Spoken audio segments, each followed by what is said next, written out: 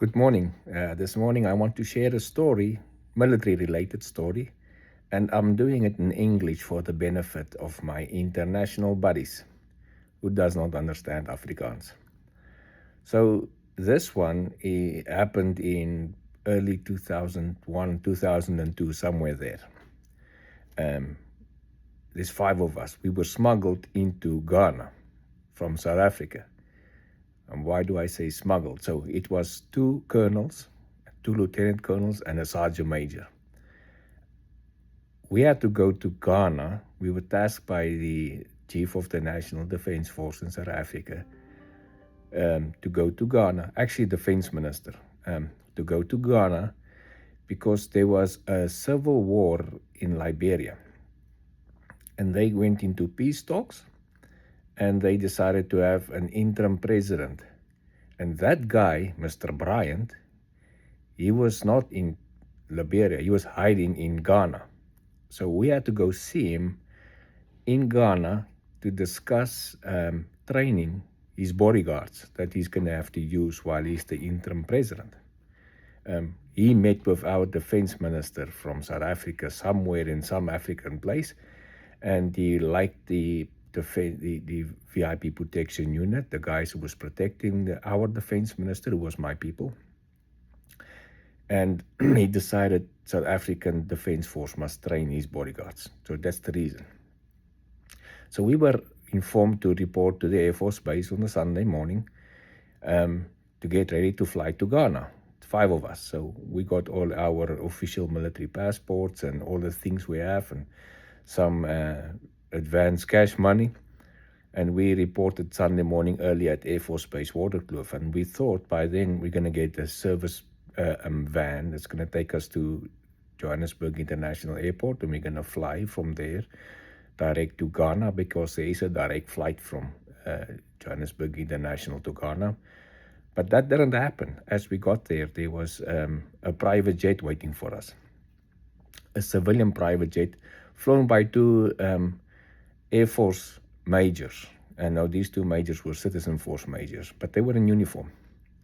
So, okay, cool, we're going to get a ride in a private jet. Now, unfortunately for us, the private jet can't fly straight from Waterkloof to Ghana, and we had to refuel twice. So we took off and refueled at Rundu in the northern part of Southwest Africa, or Namibia, on the border with Angola. And then next stop was in Point Noor in Congo.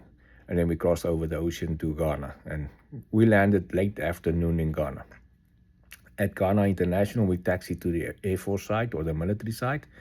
And the next moment, our ambassador, the South African ambassador in Ghana, and the Ghana Minister of Intelligence, they opened the door from outside, put their heads in and say, hey, welcome to Ghana, guys.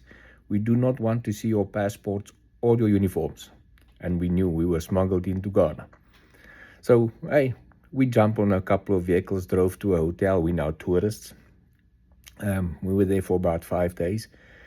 The second day, we went to speak to Mr. Bryant, actually, to figure out what he wants.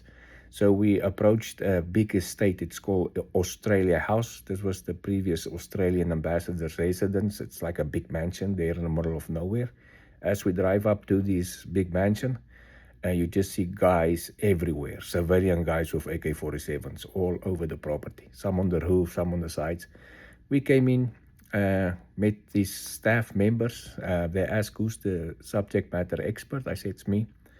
So they say everyone else can stay out there and drink some tea and coffee and whatever. And they took me to see Mr. Bryant. So we went down spiral stairs underground.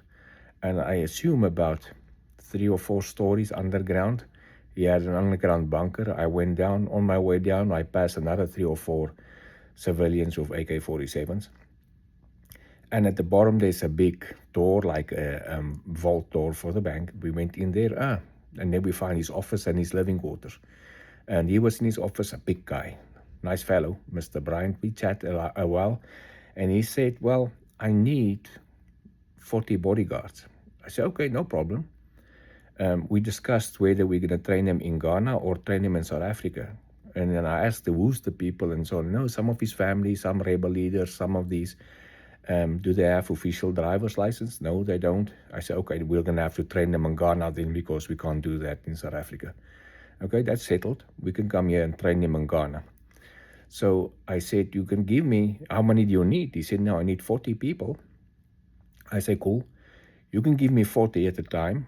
It'll take me about 3 months, and I'll hand you back 8 qualified bodyguards. Out of the 40, only 8 will make it through to the end.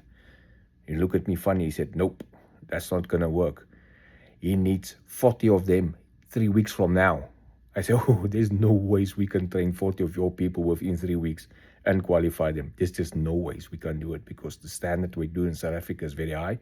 And also, even if we train them over there, it doesn't matter. Our standard, because we have to sign off and they're going to be with him international visits. So I said, okay, I'll take that back to my defense minister and so on, and we're going to chat that and they'll let you know. So we went out and we had a nice chat, me and Mr. Bryant. We got out. We went in from there. We visited a couple of places where we can actually set up a training area, training camp to train these people.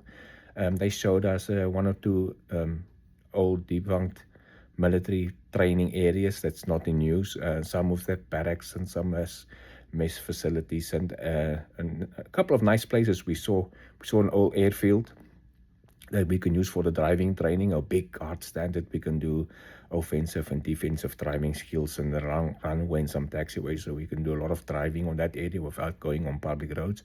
But then at the end, it took us about 5 days that we were there. And we brought our report back to the defense minister in South Africa.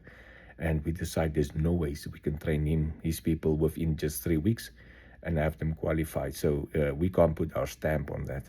And eventually, I'm not sure who they got to, but we didn't train his people. So that was the day I was smuggled into a foreign country. And I always thought you only see the stuff from movies. Well, it happened to us. Nice 5 days there in Ghana. We came back, and eventually, when I haven't heard anything about that again after we reported this back to our defense minister. So that's my story for today. Cheers.